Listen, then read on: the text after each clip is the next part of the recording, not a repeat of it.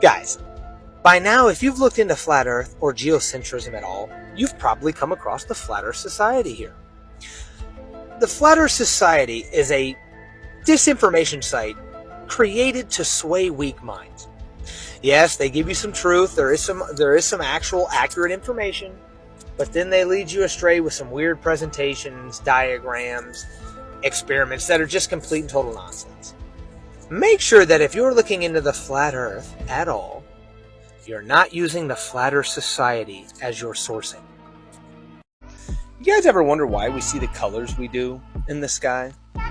Well, if you take these gases behind me, which are the elements that make up our atmosphere, and you add electricity to them, these are the colors you get. Just something to think about. 17,000 miles an hour. Yeah, right. So guys, some derpy derp tried telling me that all the main contributors to the heliocentric model were like part of Freemasonry or some sort of secret society. What an idiot, dude. The guy's a moron. What do you mean they were?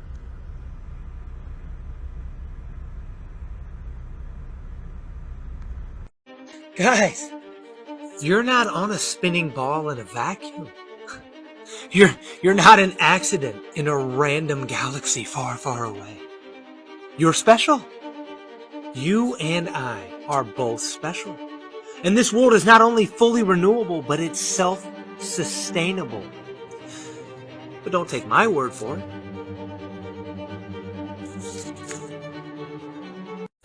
Guys, these are not photographs, all right? They're images. They're composited images. They're artist renditions, all right? But listen, don't take my word for it. Let's listen to the genius himself.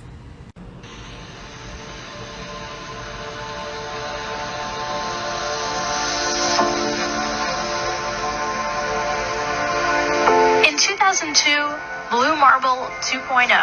NASA's Rob Simon made this. Simon's job is... It's primarily taking data and making pictures out of it? That's what this is. A composite of data sets from several different instruments translated into a picture. To us, the really cool thing was the data set. Up until that point, there was no realistic color map of the globe anywhere.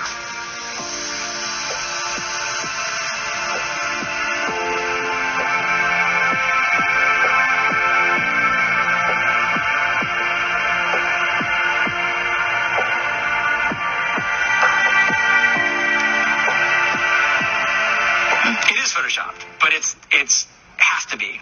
It is photoshopped, but it's has to be. Guys, this just in, okay, coming in soon, live from the moon, Artemis 1. We're gonna get an interview with one of the mannequins. It's coming in shortly. What's that? Oh, tell them. All right, guys, we want to interrupt this broadcast to let you know that space is fucking fake. Artemis ain't going nowhere. You idiots. So let me get this straight, okay? You guys think that the sun is 400 times larger than the moon. And it just so happens to be 400 times farther than the moon. Giving it the appearance that it's the exact same size. Come on, guys, you know? At this point, you guys are worse than Willy Wonka, you know? What'll they come up with next?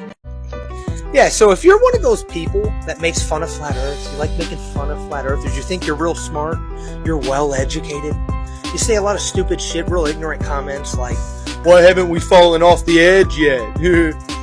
Why can't I see Mount Everest from my front porch, dude? Gravity! Go back to elementary school, man! Real ignorant stuff like that. Understand that no actual Flat Earther, no one that knows we live on a level plane, believes any of this. This is all Flat Earth Society nonsense. Designed to make you look stupid yet again.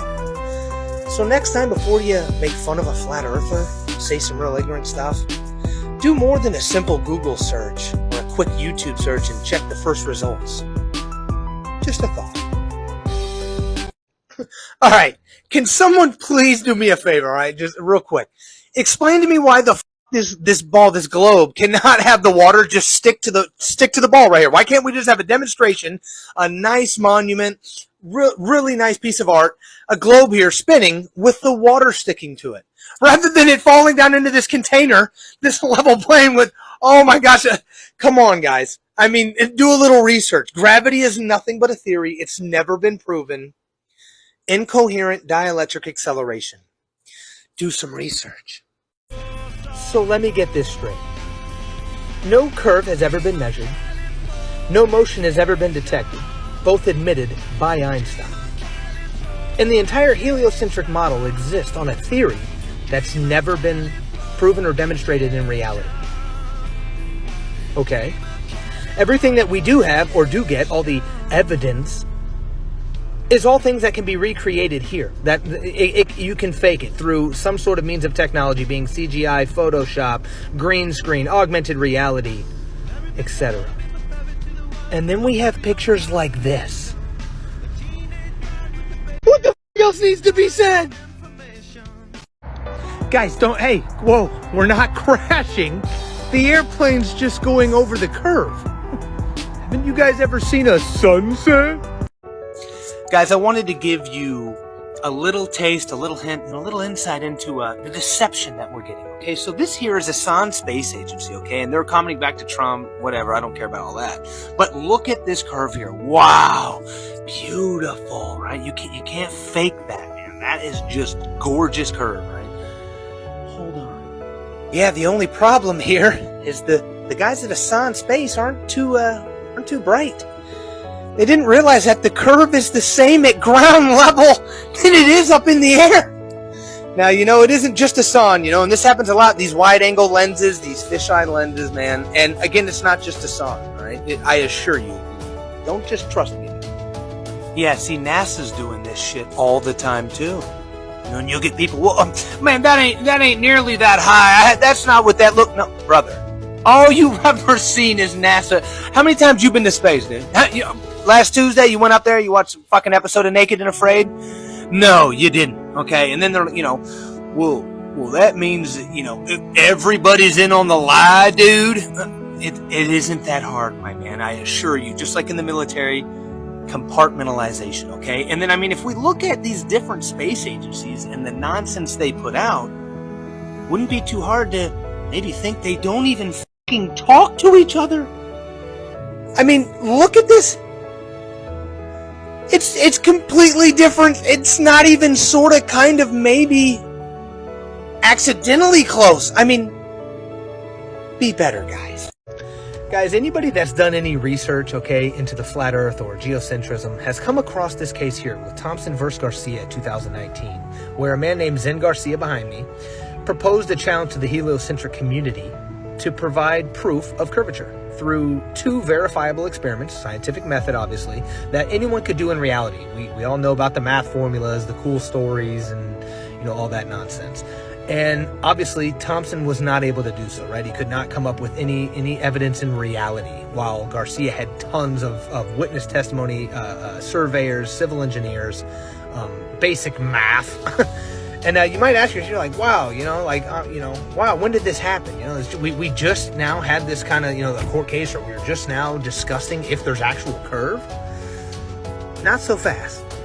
Now, I've recently come across this man, Wilbur Glenn Voliva, and in 1914, he gained nationwide publicity for creating a $5,000 challenge to the heliocentric community to prove the Earth is sphere, right, on an axis, spinning, curvature.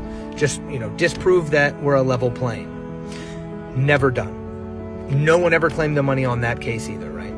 Now, I want you to stop and think. That was 1914. We're almost in 2023. Over 100 years. And we've never had anyone be able to just prove the most basic, common sense, should be done instantly. Experiments? Curvature? Motion? Gravity? No one can prove any of these things over 100 years. But we're all just supposed to keep believing, huh? Guys, I want to talk today about a Jesuit scholar, polymath, mathematician named Athanasius Kircher. Now, guys, he's super interesting, right? He's known as the ultimate Renaissance Jesuit, right? It says here, Athanasius Kircher was known as the master of 100 arts. He was a German scholar in Rome who explored a staggeringly diverse range of academic fields. On the one hand, he enjoyed tremendous success. He was arguably the founder of Egyptology.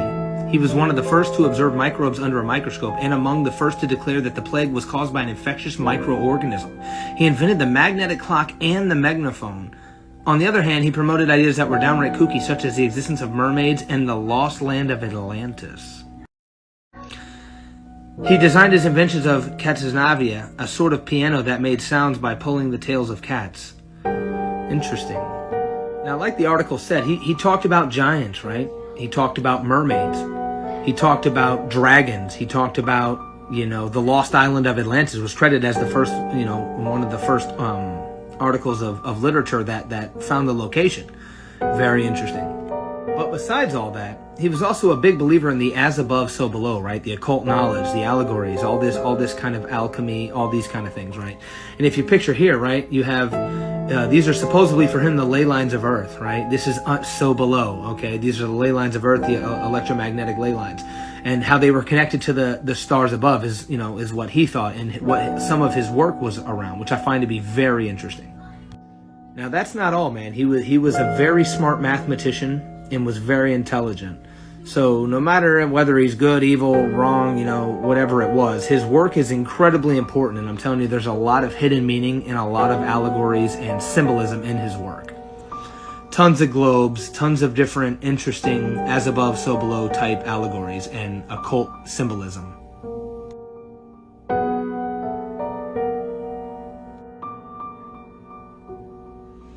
You'll notice, man, lots of globe symbolism everywhere. Tons of astrology symbolism.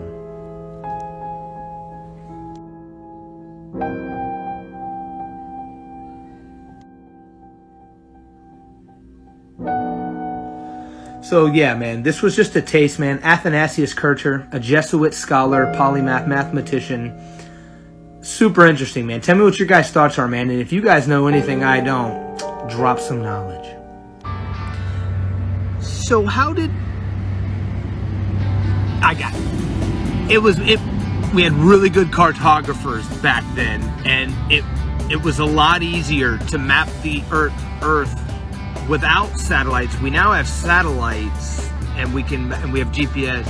And yeah, I don't know. I don't know how they did it. Man, I keep hearing, if the Earth was flat, why isn't it daytime all the time? That's why.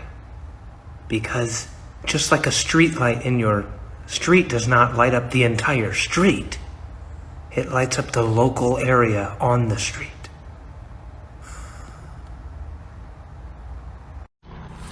Guys, hey, seriously, I'm looking for the curve. If you could tell me where that's at, 5 feet, 5,000, 10, 30,000, 100,000, I can't find it. Hey, TikTok. Guys, we got to talk about selenilian eclipses, which is a phenomenon where the sun and the moon are both above the horizon during a lunar eclipse, right? Which is impossible on a ball, one of many impossible days on the globe. And just one of many flat earth proofs that we do not live on a spinning ball in a vacuum. Okay, now let's take a look at what they tell us a lunar eclipse is. Now this is what they tell us a lunar eclipse is, all right? Where the Earth is perfectly in between the sun and the moon, making that, that perfectly, that sigil of Lucifer, right there with the umbra, penumbra, yeah, there it is. And again, we're just not seeing that. The selenilian completely debunks that. So I was curious, well, what are they saying? What are they saying this could be that would somehow make this okay on a globe? So I came across this image here, okay, where they're debunking flat Earth. Okay, again. Well, it's interesting. They say that the moon and the sun just aren't where you're seeing them. That's not where they are, dude. It's atmospheric refraction. It's bending the light. So just like the Chicago skyline, we're hearing the news guy is trying to tell us, the weatherman is sitting here telling us it's a mirage. You ain't seeing it, bro. It ain't even there, dude. Yeah, okay, guy. I'm calling bullshit. Hey, TikTok. Guys, do y'all not think it's a little weird, you know, an odd coincidence that the James Webb Telescope gets damaged by a meteorite right after coming online and posting all these obviously CGI, complete BS, you know, images? They're not photos, they're images. I mean, I think I called it the countertop constellation. I mean, it's a joke, dude. I mean, at some point we gotta start thinking and start putting these things together, right? Like, it's just all of a sudden it's just hit by a meteoroid. It's out of commission. TikTok. I mean, if the first thing that comes to your mind when you see this is lying flurfs, you have an issue, okay? There is a problem with you, all right? I'm gonna let you know right now, all right? It's already public knowledge that they use the National Buoyancy Lab for training purposes, okay? It just so happens to be a perfect, exact model of the ISS. On spacewalks on the news, they're talking about, you know, water filling up in the astronaut's helmet. They're gonna have to add snorkels. Are you kidding me? At what point is this an issue? You know, at what point do you look? I mean, look at the problem, okay?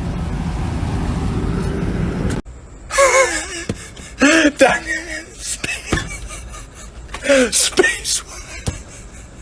Hold on, I'll get the lights. Seriously. All right, so I wanted to touch on this whole geocentrism awakening, this flat earth movement, okay? I keep hearing, you know, flat earthers don't even have a model. They don't even know what their model is. They can't even make their mind up on a model. There's no model, my man, okay? The entire movement is about proving through science, observable, testable, repeatable, measurable science, that we are not a spinning ball in a vacuum. Okay, that's it. That's it. Anything beyond Antarctica or 60 degrees south is speculation. Anything above 75-ish miles, okay, I'd take the Go Fast rocket from 2014, is speculation. That's it. There's no model. We're not at that point, you know. You guys have to get off that. Or, you know, how high's the sun? Could you tell me the exact circumference of this? Dude, no, that's not what it's about. Stay focused. Stay with me, my guy, okay? We can prove through science that we are not a spinning ball in a vacuum. Hey, what's up, guys? I wanted to make a quick video on information, where to get it, sources, all that kind of stuff. Like I said, with the algorithms, all right, the censoring is crazy, especially with Flat Earth, all right?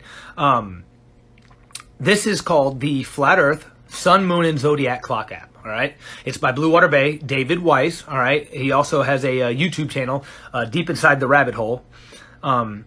Great information, okay? There are things right here. There's little like icons, all right? You got the spider web, you got the books, questions, the question mark for frequently asked questions, the 21 top questions, seasons, boats over the horizon, eclipses, Coriolis, you know, all kinds of stuff. It's got all you need to know on that kind of stuff. And it's not just his app. It's not just his information, okay? He posts a lot of different sources, a lot of different people, man, doing awesome work, good experiments, good proofs, distance, lasers, you know, all kinds of stuff, dude, just doing great work. It bypasses the algorithm, okay? Like I said, when you first come over here, you're going to want to come and check out some of these, you know, these things. But that spider web and the question, man, it has a lot of good information. And check it out. See what you think, all right? The app is $2.99, all right? I mean, everybody wants truth. Where's the proof? Where's the experiments? Blah, blah. You know, show me this. Where's your model? All right, well, dude, for $2.99, all right? A beer, okay? A Coke, a coffee, all right? Whatever it is, an energy drink. You can get tons of information, all right? And again, it's not one person. It's not his information. He's giving you access to other people's information that are being censored, blocked, you know, banned, whatever it is, shadow banned, it doesn't matter, okay? So go over and check him out, man. Tons of stuff. Also, Eric Dubé, okay? Globebusters 24/7. You have ODD TV, Sean Hibbler, the Hibbler production. All right, there's tons of good info and tons of good places to find it, all right? You just have to know where to look, and you have to want to know, all right? You have to want to know and find them, okay? Thanks, guys. Guys, shh, shh. Guys, shh. We got to be quiet. We're flying over Antarctica. We don't want to disturb the penguins. Shh. Damn it, Daryl! Hey, TikTok. All right, guys. I want to talk about the inverse square law of light because I keep getting these comments. If the Earth was flat, why can't I see Mount Everest from my porch with a telescope? Well, that's because using this formula, we can prove that what you're seeing through your telescope are not millions of miles away or even millions of light years away, okay? Every time light doubles its distance, it gets a quarter of the brightness. Alpha Centauri, the closest star to Earth, is 24 million miles away. It ain't adding up. Some idiot said that NASA takes a flat Earth map, wraps it around a ball, and then adds clouds, oceans, color to match like what we think it would look like. Wait, what? All right, let's talk about the Earth's core for a second, all right? We have never dug past 8 miles, yet somehow we know what the next 1,800 miles are. We're told it's a molten magnetic core. Yet magnets lose their magnetism at the Curie point, right before melting. Something ain't adding up. All right, I want to talk about the ISS, all right? Because I keep getting comments about, well, what about the ISS? Were they faking that too? I can see it, dude, all right? You sure that's what you're seeing? You sure they're not just putting up a modified U-2 plane and flying real high?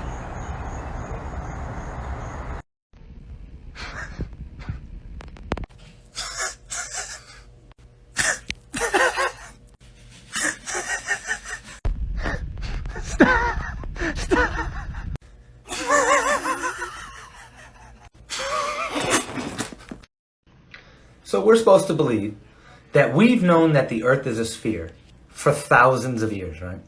For centuries. Everyone's known. A couple of stupid caveman civilizations thought the Earth was flat, that they had no contact with each other, yet there are pyramids all across the world. We're supposed to believe that even though they had hammer and chisel, no technology, they built things out of rock, out of stone, into mountains that we can't create today with the most advanced technology we have. Make it make sense, man. And for me, it's weird because a lot of you guys that believe in heliocentrism, you know something's wrong. You're watching Ancient Aliens all the time. You know the narrative's off. You can tell you've been lied to, but there's no way the Earth could be flat. There's just, it doesn't make any sense. No, it kind of makes a lot of sense. You have to look into it, okay? More than a Google search. More than watching the History Channel Ancient Aliens on Wednesday nights, okay? Come on, man. We got to be better than this, all right? Hey, TikTok. Don't want to talk about it? No, it's all right. I understand. I wouldn't either. I get it. I want to talk about the North Pole and why so many ancient civilizations depict it having 4 land masses divided by 4 bodies of water, with a magnetic center, whether it be a tree, a mountain, or a rock, all being magnetic and the beginning of creation, both physically and spiritually.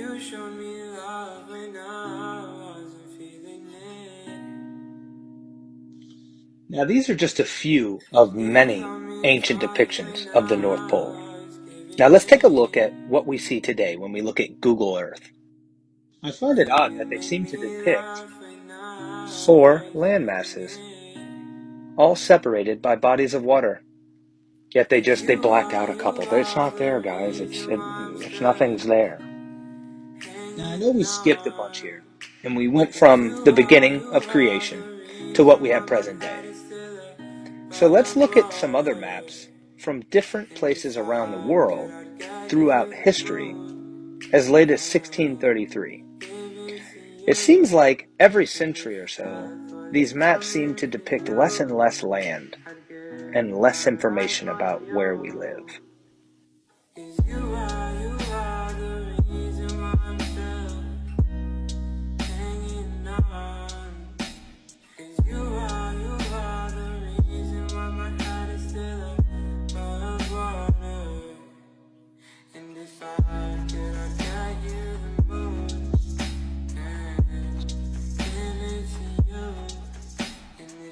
I find this very troubling, and just seems to be another way we are being gatekept about who we are, where we live, and how special we are.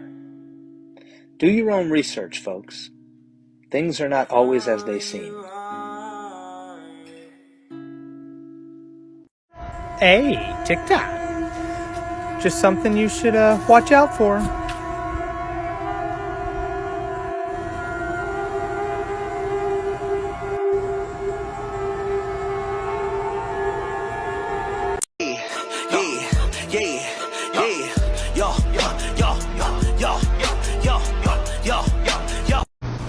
Alright, so I wanted to talk about Honeywell and Lockheed Martin. I'm a contractor, and I'm constantly working at different jobs, different locations. And two of them happen to be Honeywell and Lockheed Martin. What you're seeing here is nothing different than what you're seeing inside the facilities. They have no other pictures, images, than what you see online.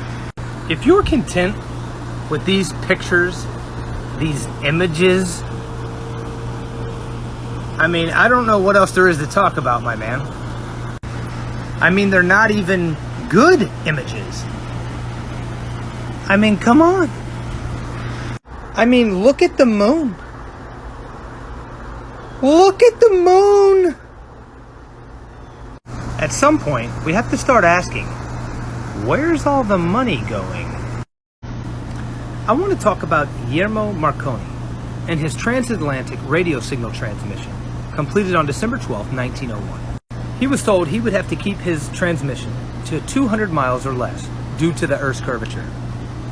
Yet using this machine, he was able to send his radio signal 2,135 miles.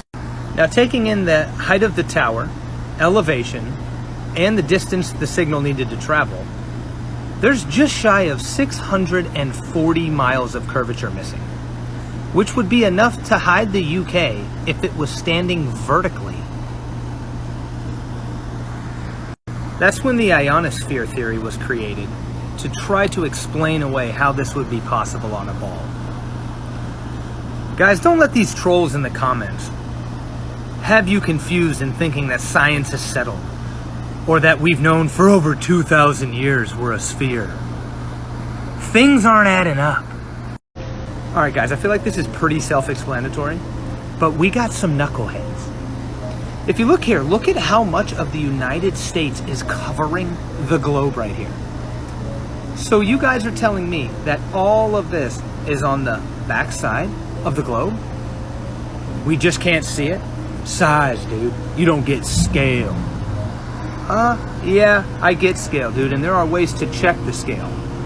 You can see here that we can actually measure these things, okay, in real time. We can go from this peninsula, this coast, to this coast, and we can measure that that's 934 miles. Well, obviously using NASA math, globe math, we know that in this picture, the Earth from edge to edge should be 7,917 miles. We should be able to fit 8.5 segments in between this spot right here. We can barely fit one. Should we go on to other images? Dude, NASA isn't the only space agency. Are you saying all the other countries are in on it, dude? Yeah, we are. Guys, this can go on for days. Guys, again, depending on where you're at in the world and where you take your photos from, the Earth seems to change colors entirely. You guys know I like to have fun with this stuff, but in all seriousness, man, we gotta wake up. We gotta be better, and we gotta start asking questions and doing your own research. I've said it once, man. I'll say it again. You sure that's what you're seeing?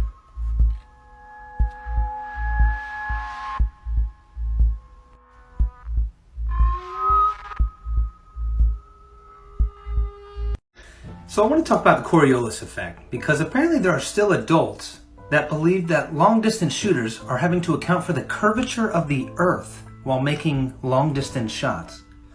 I know they have to account for range, elevation, atmospheric conditions, bullet velocity, wind patterns, bullet drop. At no point are they calculating for the curvature of the Earth. Guys, for that to be true, this helicopter behind me could hover and wait for its destination to come to it. Airplanes traveling with the spin of the Earth wouldn't be able to reach their destination in certain locations due to the spin of the Earth outrunning the average speed of an airplane. Likewise, going the opposite way, counterclockwise, against the spin of the Earth, it would reach its destination much faster than we observe and are told in reality. Now, we've all been told that drains in the north drain clockwise and drains in the south drain counterclockwise. It's not true. It's been debunked multiple times and has much more to do with the way the water comes into the bowl, the sink, the tub, whatever it is, than it is the Coriolis effect. Now, if you want to talk about in nature, okay, in the north and south hemispheres, you can see bodies of water that have whirlpools in the same vicinity going clockwise and counterclockwise next to each other. As we've been taught what to think, okay, not how to think. And we need to stop believing what these people are telling us, because belief is the enemy of knowing, okay? There are tons of people, dozens, hundreds of people that are doing proofs, okay, that are going out and doing their own experiments. You got to get past the censorship algorithms, all right? And do your own research. Hey, what are you guys doing?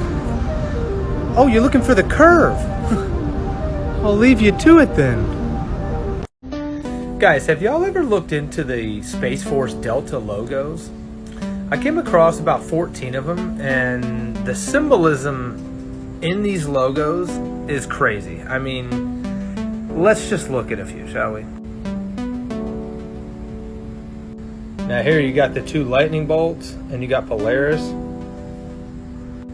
Here you got the all-seeing eye. Now, I don't know about you, but for me, this almost looks like the Arctic Circle, you know what I mean? Like they have the, the North Pole is under lock and key, the electromagnetic North Pole. Number 6 is pretty interesting too. It's got the, the satellite lightning bolt shooting up to Polaris again. 7's got him holding the key. This constellation's going up to Polaris up here again. 8 looks kind of like a representation of the black sun.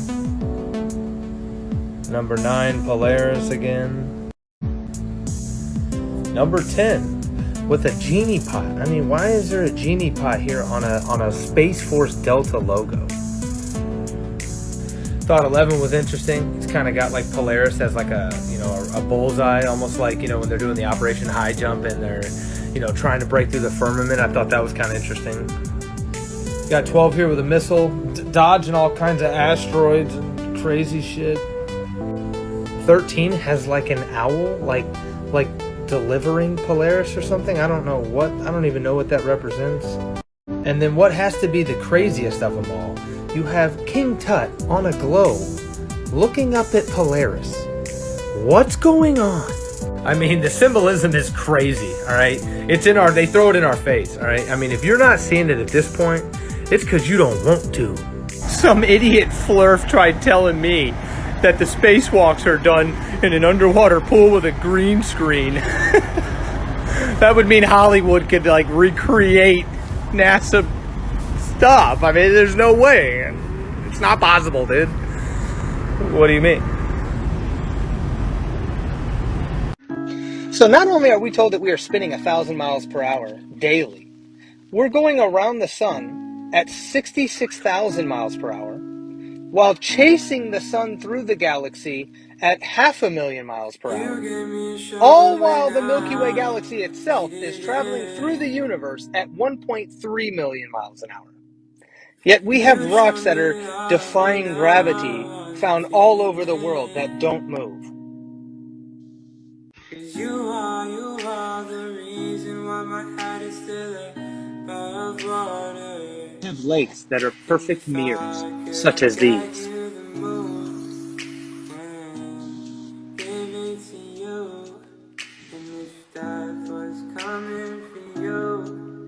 I'd give my life on you. 'Cause you are the reason. Now you can choose to believe that this is all just relative, and you just can't feel it, bro. No motion's ever been detected, no curve, nothing. But it's happening. Trust me, bro. Guys, we got to talk about this curve, okay? This 8 inches squared per mile, okay? Because it's, we're told that the Earth is what? 24,000 miles in circumference? Basic math says that we should have 8 inches squared per mile. Okay, a 6-foot person at sea level should have a 3-mile horizon. Physical, not optical, physical. Where's the curve? When does it start? When do we start looking down? Because it doesn't matter how high we get. There's no physical curve that we should meet. The horizon meets our eye level every time, right? We just keep seeing things like this. And not just normal, 3-mile horizon stuff. I mean, I'm talking about things that, way beyond the curve. Not to mention the infrared technology that's starting to come into play. Okay? And we're seeing distances like this.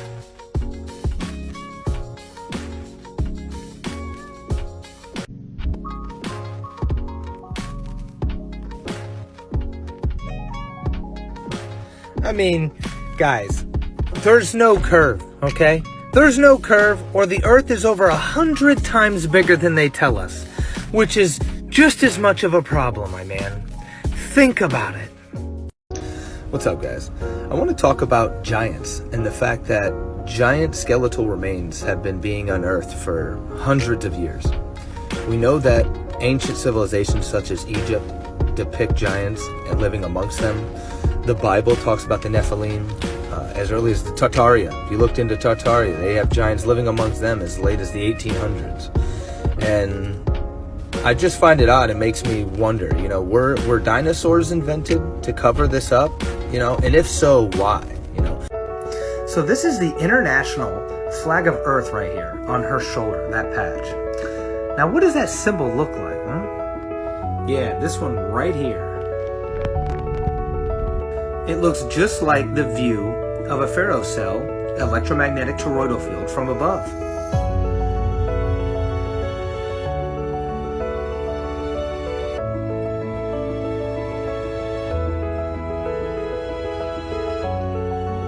Which highly resembles the ley lines on a flat Earth map, also known as the seat of life.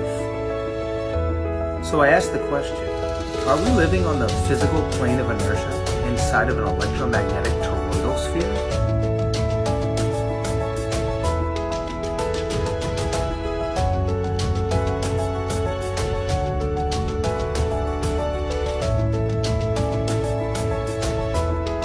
And is NASA mocking us in plain sight once again with this image of a black hole? Alright guys, so I've come across this where apparently the heliocentric community thinks that us in the geocentric community thinks that the Pearl Harbor was taken out like this, with this coming all the way over here. I mean, are you serious? So you think that the flat Earth map is just the Mercator map? It's just like, I don't understand. Hold on, man. This actually made me laugh, dude. All right, so hold on. Let me show y'all the actual map, all right? So this, okay, this is how it would have been taken out. Not on the Mercator coming all the way around. Just right here. Like, guys, come on, man. Like, stay with us. If you're going to do some research, you're going to troll some people. If you're going to talk shit, you got to at least know what you're talking about. Be better. Blowing bubbles, blowing bubbles, blowing bubbles in the air and blowing bubbles, blowing bubbles.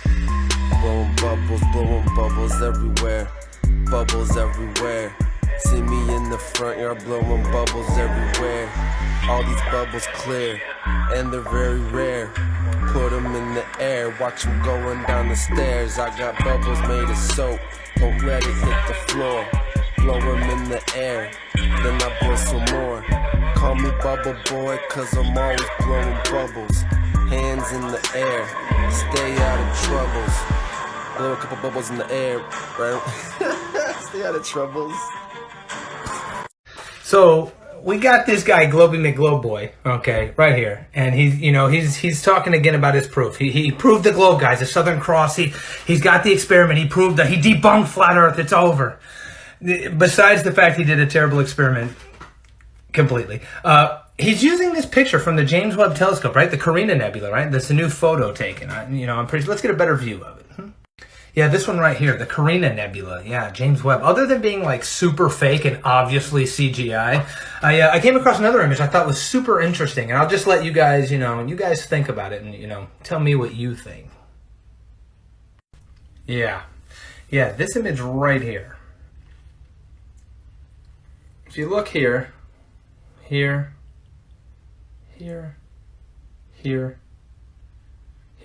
up here, and over here.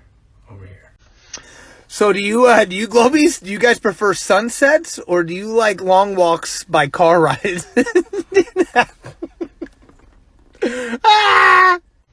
So my most recent James Webb TikTok, okay, and why it matters, got me another account warning right here, okay? This video right here, yeah, you can see it. Yeah, down there in the middle, all right?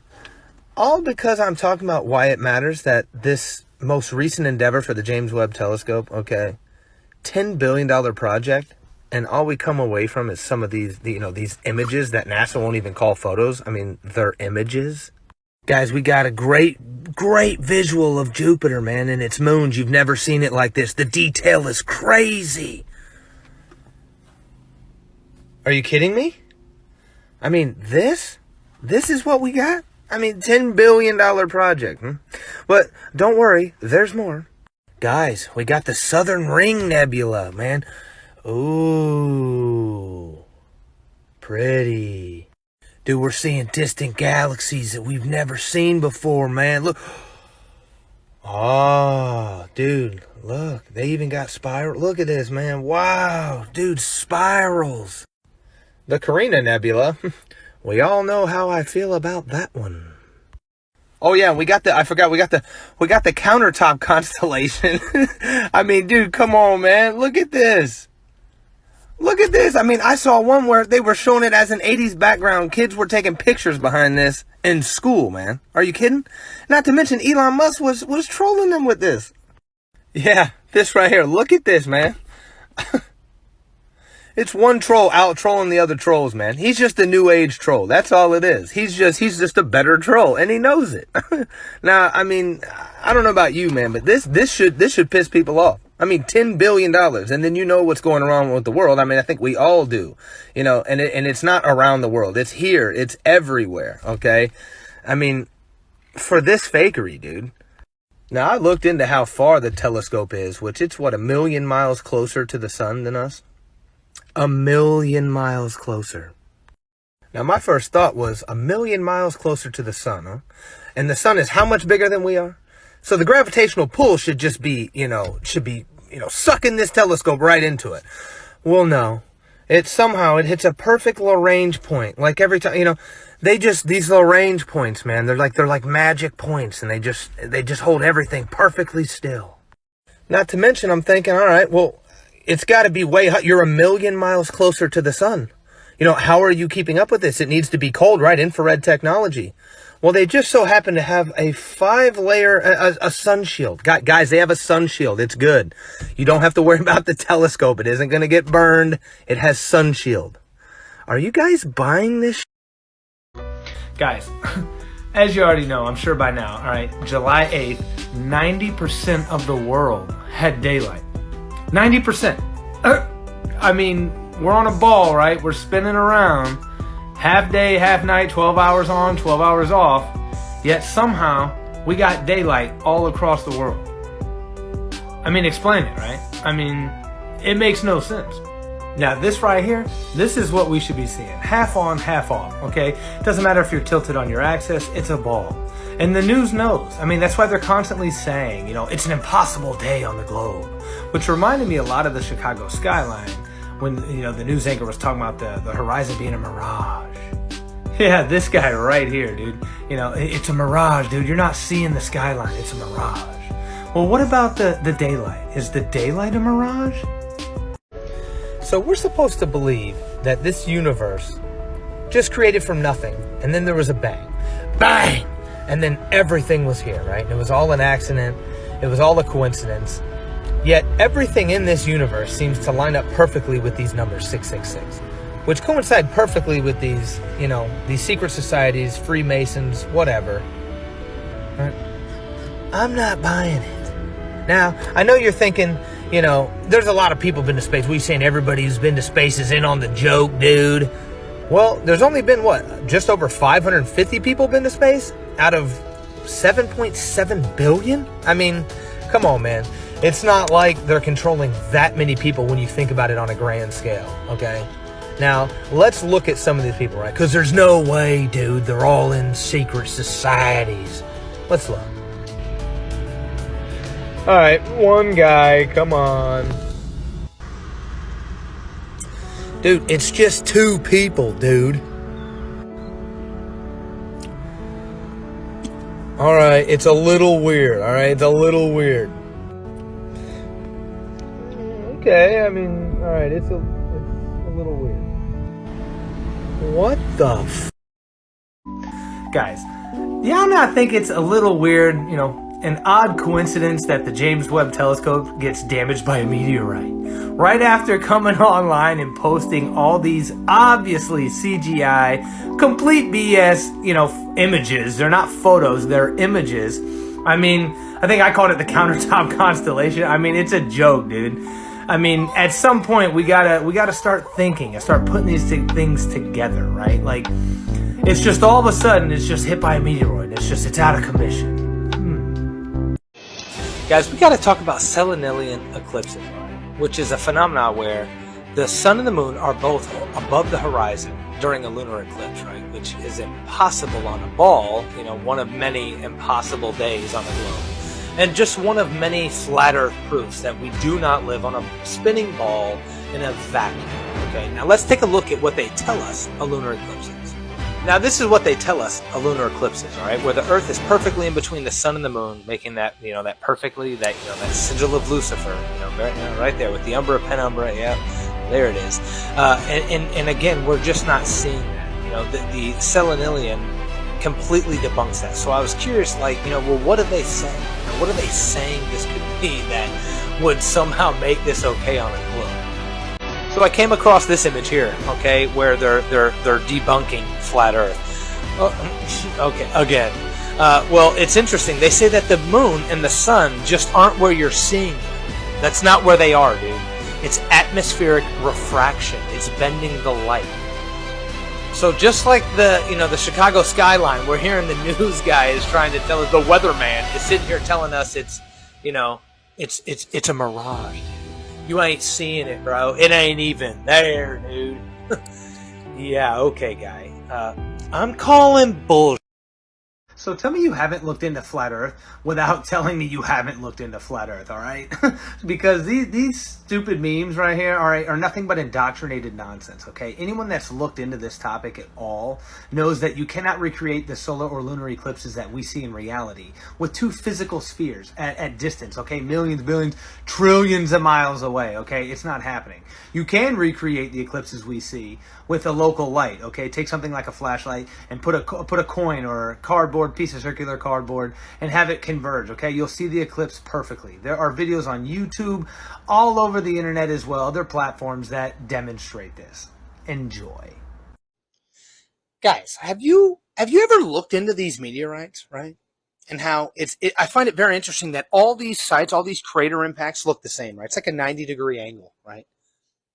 Very interesting, man. Every time we see a meteorite, supposedly meteorite, it's coming in at that same angle. It hits the Earth at the same. We get the same shape, the same formation. Everything's the same. Yet we're in a ball. We're going, the speed of sound in 4 different directions, over 1,000,000 miles an hour.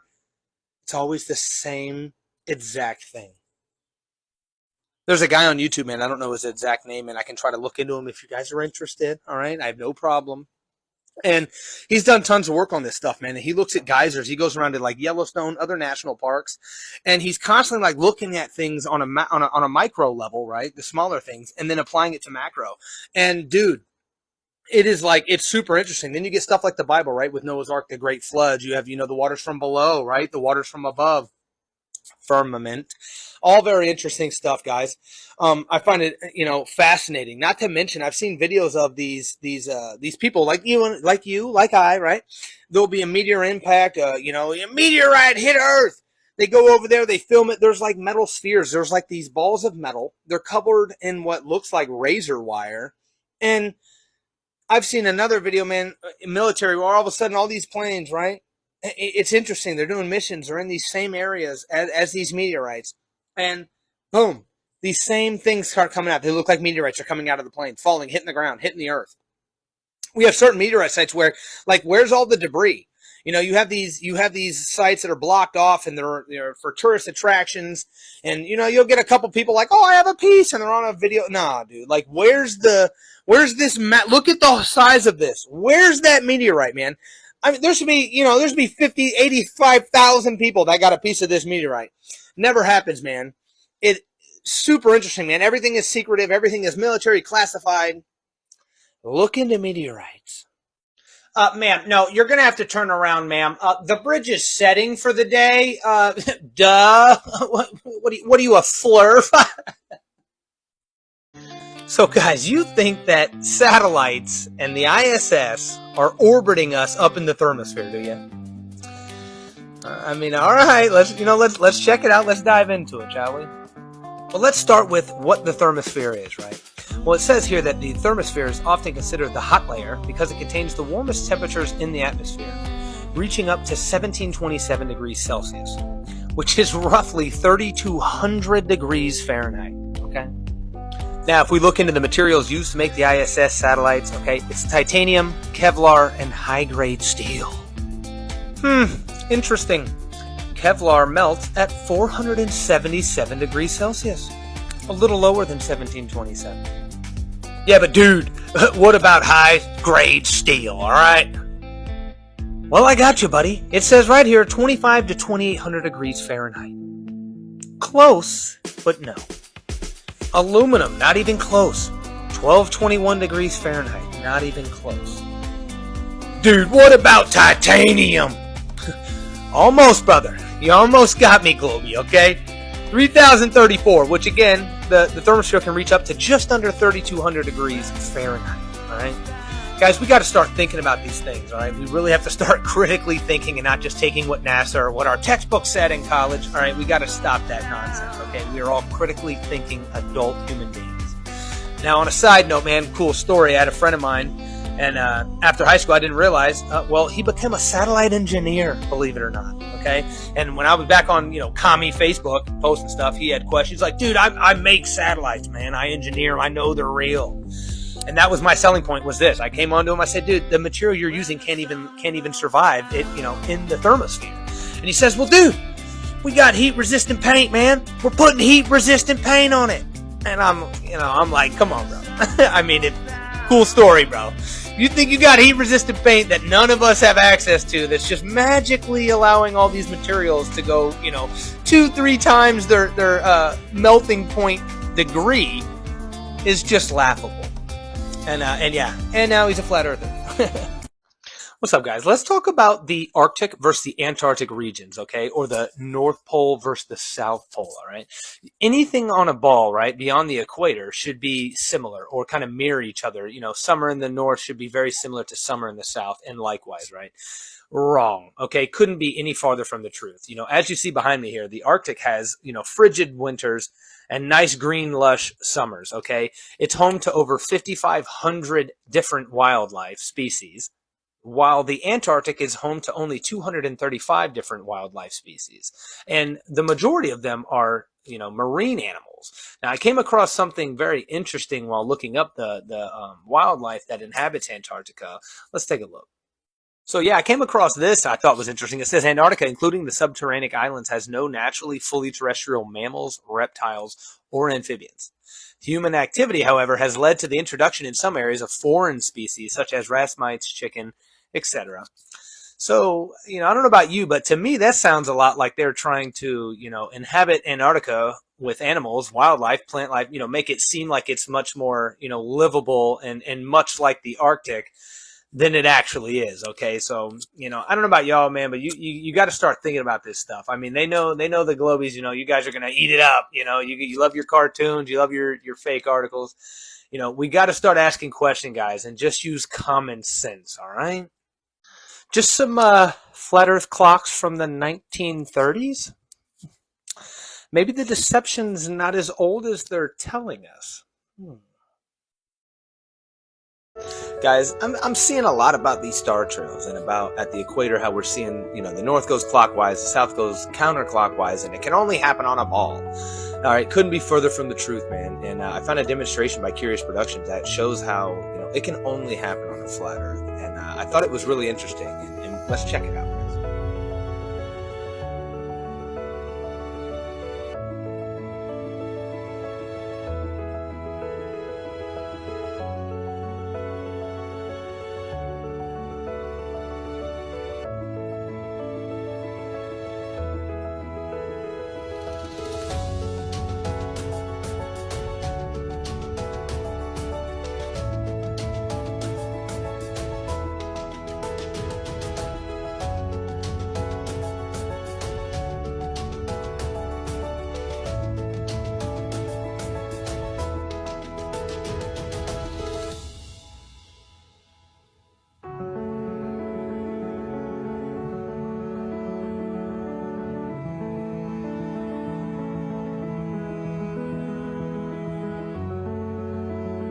Guys, we got to talk about gravity, all right, or the lack thereof. Seeing how it's just a theory, and what we see in reality is much more about density and buoyancy in relation to the medium surrounding them. Okay, now they're like, well, dude, what causes down, bro? Well, all right, gotcha. Okay, so what I personally, with some of the experiments I've seen, the observable science experiments, is that it is incoherent dielectric acceleration. Okay, I saw another video where they said it was incoherent electrostatic acceleration. I think it's one and the same. You have something that's level, it's buoyancy. It has, it was one thing I saw was a balloon. They had it and add a charge, negative or positive. It'll allow the object to go up or down. Super interesting, man. But also like quantum locking, what they're coming on to. I mean, where's gravity, dude? It's not defying gravity. This is electromagnetic, energy. It's all that is. It has nothing to do with gravity. All right. So check out this cool experiment I saw. Right. This is what happens when you put a magnet on a type 2 superconductor. This is called quantum locking or flux pinning. Or if you take the superconductor and put it on a bunch of magnets, it locks the superconductor in place. Look how it just stays right where I put it. So cool. If you put it on a track of magnets all pointing in the same direction, it'll lock it in place in height, but it can move freely around the track. And it'll also lock it in place on the outside and inside of the track so it can't slip off.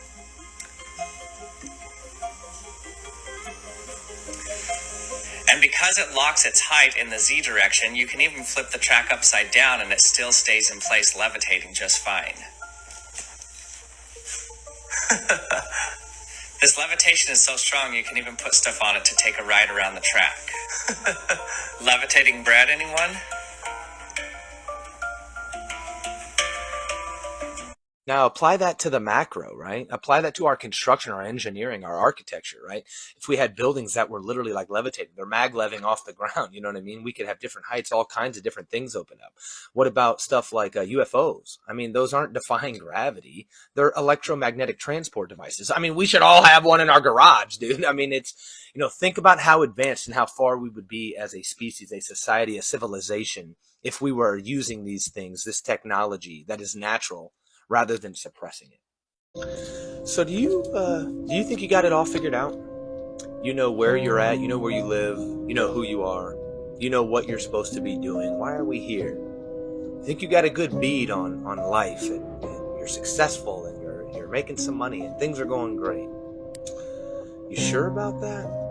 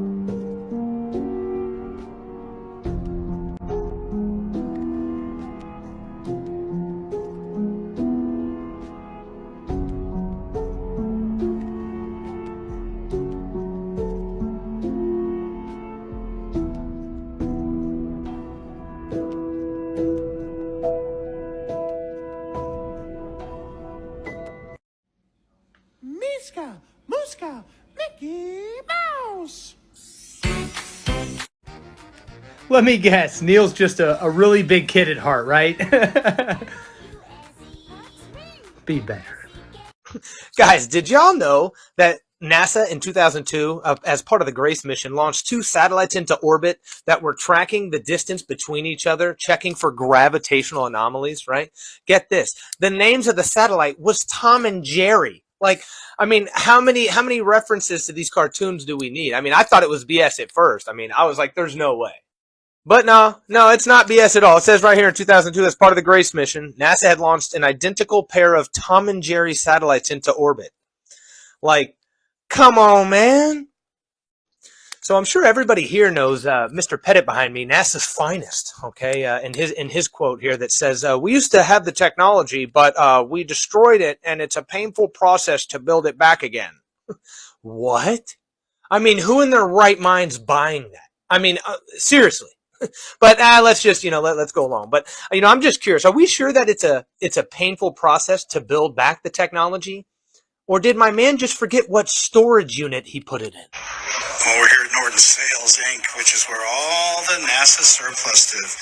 Is NASA has got balls, as you can see here, to tell us that all that technology is gone, because NASA technology has been sitting here in surplus for over 40 years. They say, Don Pettit, it's been a painful process. Well, they scrapped every inch of the stuff at the end of every program, whether it be Gemini, whether it be Apollo, and each program, when they scrap it, they scrap the entire building. Look, these are start and starts, valves, switches, flanges.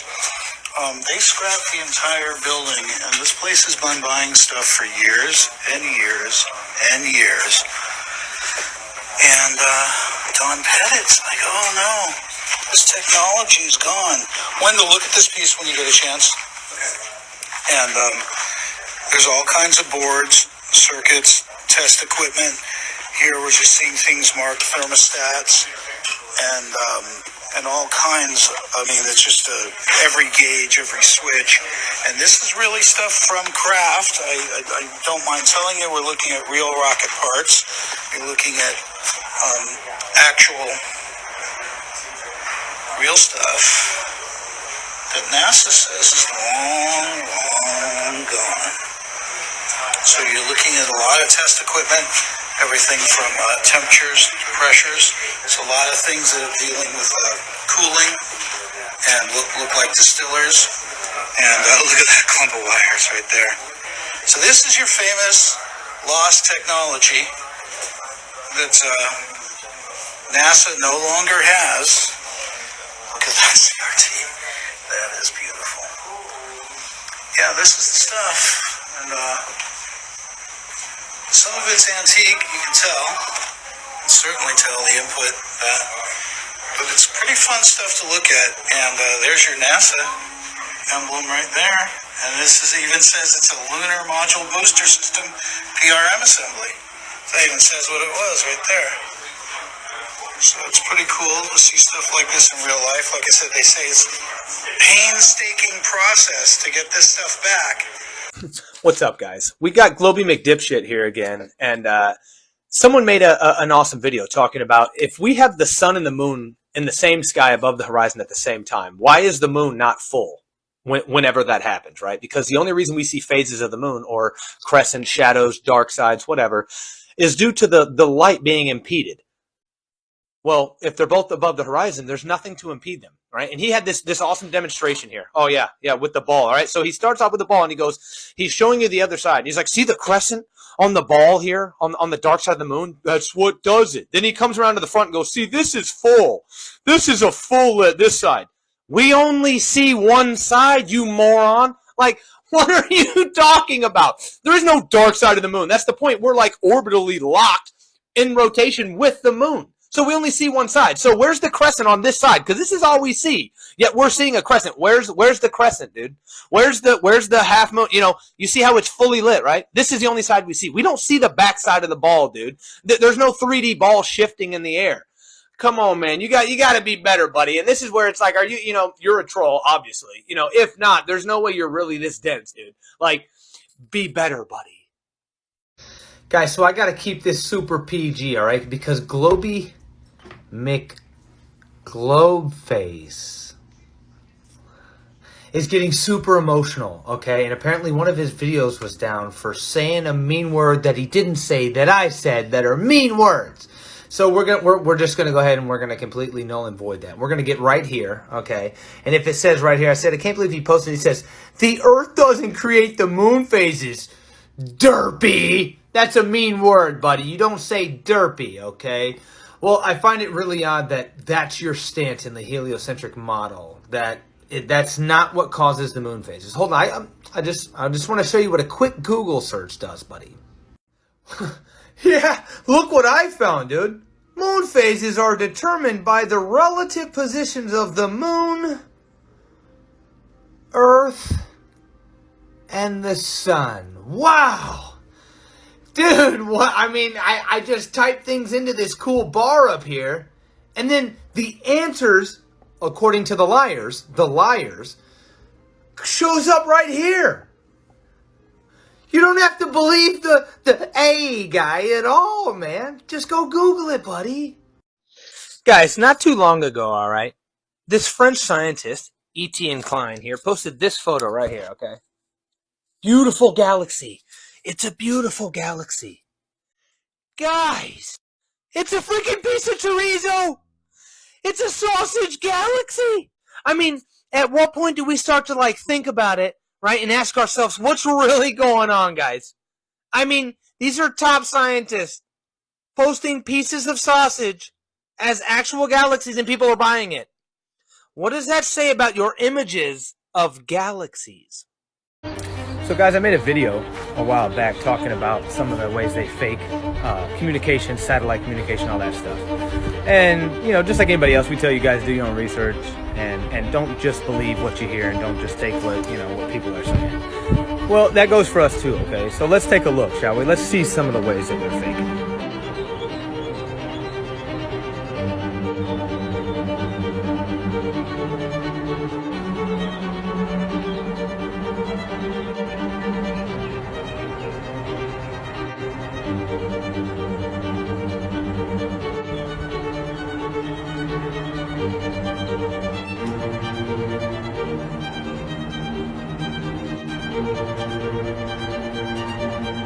Guys, question everything, all right? And do more than just a Google search. So, looking into eclipses, right?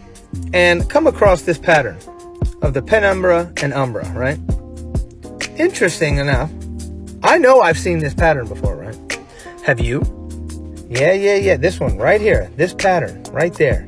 Because I have, okay? Yeah, right here. The sigil of Lucifer. You know, looking into all this stuff, you see, you start finding out how odd it is, all these satanic connections to the heliocentric model, all right? And I know you're thinking, oh, it's just a geometric pattern. Like, calm down. There's nothing too crazy. But, hold on. Now, let me rotate it for you, okay? All right, that making a little more sense for you? If you're still not, you're still not there. I mean, come on, guys.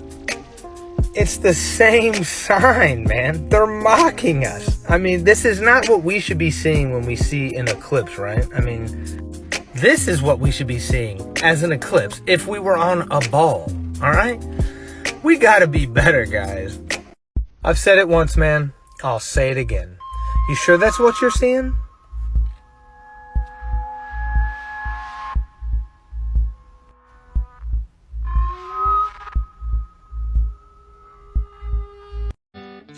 So guys, you think that satellites and the ISS are orbiting us up in the thermosphere, do you? I mean, all right, let's check it out. Let's dive into it, shall we? Well, let's start with what the thermosphere is, right? Well, it says here that the thermosphere is often considered the hot layer because it contains the warmest temperatures in the atmosphere, reaching up to 1727 degrees Celsius, which is roughly 3,200 degrees Fahrenheit, okay? Now, if we look into the materials used to make the ISS satellites, okay, it's titanium, Kevlar, and high-grade steel. Interesting.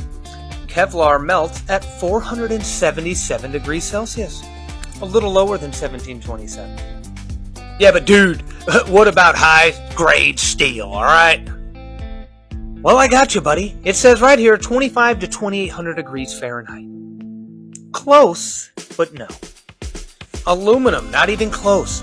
1221 degrees Fahrenheit, not even close. Dude, what about titanium? Almost, brother. You almost got me, Globy, okay? 3034, which again, the thermostat can reach up to just under 3200 degrees Fahrenheit, all right?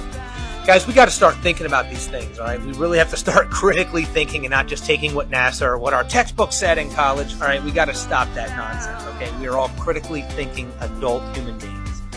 Now, on a side note, man, cool story. I had a friend of mine, and after high school, I didn't realize, he became a satellite engineer, believe it or not, okay? And when I was back on, commie Facebook, posting stuff, he had questions like, dude, I make satellites, man. I engineer them. I know they're real. And that was my selling point, was this. I came on to him, I said, dude, the material you're using can't even survive it, in the thermosphere. And he says, well, dude, we got heat-resistant paint, man. We're putting heat-resistant paint on it. And I'm like, come on, bro. I mean, cool story, bro. You think you got heat-resistant paint that none of us have access to that's just magically allowing all these materials to go, 2-3 times their melting point degree is just laughable. And now he's a flat earther. Guys, have you ever looked into these meteorites, right? And how I find it very interesting that all these sites, all these crater impacts look the same, right? It's like a 90-degree angle, right? Very interesting, man. Every time we see a meteorite, supposedly meteorite, it's coming in at that same angle. It hits the earth at the same. We get the same shape, the same formation. Everything's the same. Yet we're in a ball. We're going, the speed of sound in 4 different directions over 1 million miles an hour. It's always the same exact thing. There's a guy on YouTube, man. I don't know his exact name, and I can try to look into him if you guys are interested. All right. I have no problem. And he's done tons of work on this stuff, man. And he looks at geysers. He goes around to like Yellowstone, other national parks, and he's constantly like looking at things on a micro level, right? The smaller things, and then applying it to macro. And dude, it is like, it's super interesting. Then you get stuff like the Bible, right? With Noah's Ark, the great flood. You have, the waters from below, right? The waters from above. Firmament. All very interesting stuff, guys. I find it, fascinating. Not to mention, I've seen videos of these people like I, right? There'll be a meteor impact, a meteorite hit Earth. They go over there, they film it. There's like metal spheres. There's like these balls of metal. They're covered in what looks like razor wire.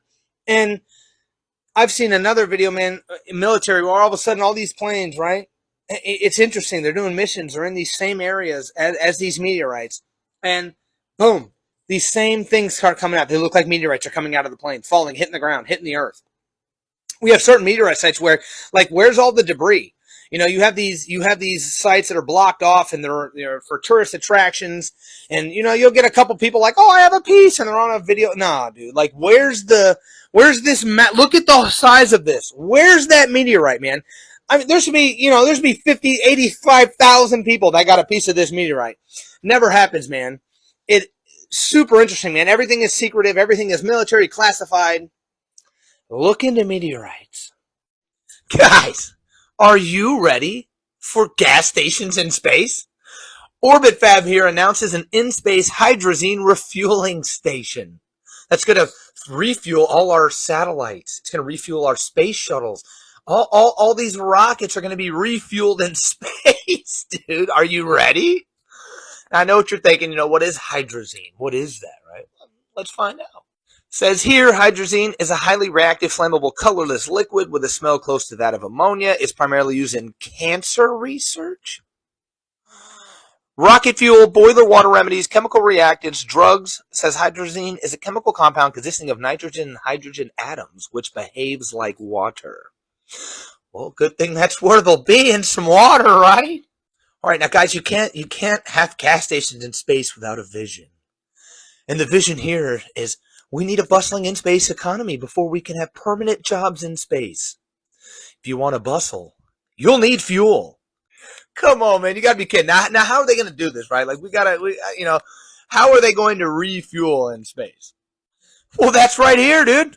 We're just going to have gas stations, banks all up. Look at it. You going to Shell? Hey, I'm going to go to Raleigh over here. I'm going to go to Raleigh, dude. Shells are too high. The prices are way too high, dude. Oh, they show it here. Then I saw a video. I couldn't get the video to work right. It wouldn't work with me. They got a video of a station, one of these docking, and then a satellite just pulls up to it, stops, and just like plugs in. It just stops 17,000 miles an hour. It just stops. It plugs in, gets a quick gas refuel, some hydrazine. I don't know if the guy on board, maybe the pilot has cancer. Maybe they just need to refuel the rocket. We use the same stuff, apparently. Can't wait for this one, guys. Guys, today we got to talk about some basic physics, all right? Which is that you cannot have high pressure next to low pressure without a physical barrier, all right? A container, okay? You can't cook your potatoes without a pressure cooker. You cannot test gas. You can't have a canister of gas, right? Without a canister to hold the gas in. Now, they tell us that that's gravity, right? It's gravity, guys. It's just gravity. As we know, gravity's never been proven, and it's nothing but a theory. Now, a lot of guys, they'll get you, right? They're real tricky, right? And they'll say, like this here. The pressure gradient would be in any container that's in a gravitational field. That's where they get you. Gravity. Gravity's never been proven. Now, what we can prove and completely debunks gravity and takes its place in all these formulas is incoherent dielectric acceleration, or incoherent electrostatic acceleration. They're one and the same. There have been multiple different experiments. All right, one from David Weiss that shows that if you add more voltage, it will you add more positive, it goes down. You add a negative, starts repelling up. That's just how it is. Our Earth has a negative charge. You can test this. You can measure this. You don't have to trust me, bro. You can go do this yourself. In the air, every 100 meters or every 1 meters off the ground, you have 100 volts of positive electricity. That's what creates your downward effect. Has nothing to do with gravity, guys. So make sure you're not getting fooled by these people who are like, anything with a gravitational field, blah, blah, blah. No, you can't prove that. They'll never be able to demonstrate that. They'll just keep reciting it. We can demonstrate what we're talking about here. You can look into work. Ken Wheeler, Santos Bonacci, Kenny Martin. You have people on TikTok. Divine Being Divine. Absolute great work, okay? Check them out. Stop just taking the textbook nonsensical answers, all right? And do some research, guys. So NASA has hit an asteroid with a dart, dude. With a dart. I'm not making this up. NASA hit an asteroid in case Earth really needs to knock one away later. Just knock one away, don't worry. Well, let's see how this went. Let's see this unfakeable footage. Looks to me like we're headed straight in. Right in.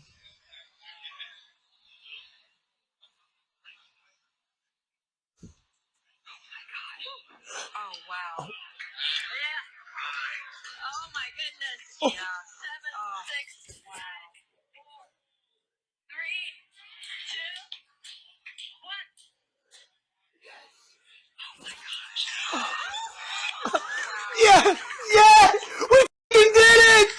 Guys, I've said it before, we just have to be better, okay? If you're an adult person, just an adult human anywhere, and thinks that what you just saw was real live footage, they make institutions for you, bud. Guys, this is American physicist Michio Kaku. I'm sure you know him from Ancient Aliens. He wrote a couple books, right? He talks about how we know the mainstream narrative is propaganda and we know it's not true, right? Now let's look into what he says here. It says usually in science, if we're off by a factor of 2 or 10, that's terrible science. It's horrible. Well, it also says, you go down a little bit, it says that, however, in cosmology, we're off by a factor of 10 to the 120th power. This is the largest mismatch between theory and experiment in the history of science. I mean, what else needs to be said? That right there should raise tons of red flags instantly. Not to mention all the evidence provided that we have here proves that there's no motion, there's no curvature, we have no actual photographs, NASA admits that. The live footage from the ISS, the live footage, is not a true 24-hour live footage. It's cut every time. Don't take our word for it. Take your own. Guys, you don't think dinosaurs were real, do you? Have you looked into dinosaurs? You found out who found the first dinosaur bone? And the circumstances behind that? Might want to look again. Now, you sure these weren't just cover-ups for giant humans? Or even possible other larger species of animals, such as dragons? I find it very odd that a lot of our ancient ancestors and civilizations have depicted giants amongst them, helping them, working, living. You have the Asian civilization, you have China, right? Their zodiac signs, 13th to the dragon, right? So 12 are real. These are all real animals, we're good. Yep, everything's great. And then the 13th one, it's like, just make some shit up for the last one. Everything else needs to be real and accurate. I'm not buying it. Guys, so yes, I've talked about it before, the Coriolis effect. Okay, there are still adult humans that think that certain long-distance shooters are having to account for the spin of the Earth. The spin of the Earth. Yes, no, I'm not joking you, okay? But let's do that, all right? Let's do the spin of the Earth, okay? So, all right, whatever, we're on a globe, we're spinning. So then, therefore, that would mean, obviously we're going to instantly go, well, airplanes then, right? If they're flying with the spin of the Earth, it would be a shorter distance for their flight. And then if you're flying against the spin of the Earth, it would take longer, right? It would be a longer distance flight, longer timed flight. No. Not at all. Not even a little bit. It's not even a little.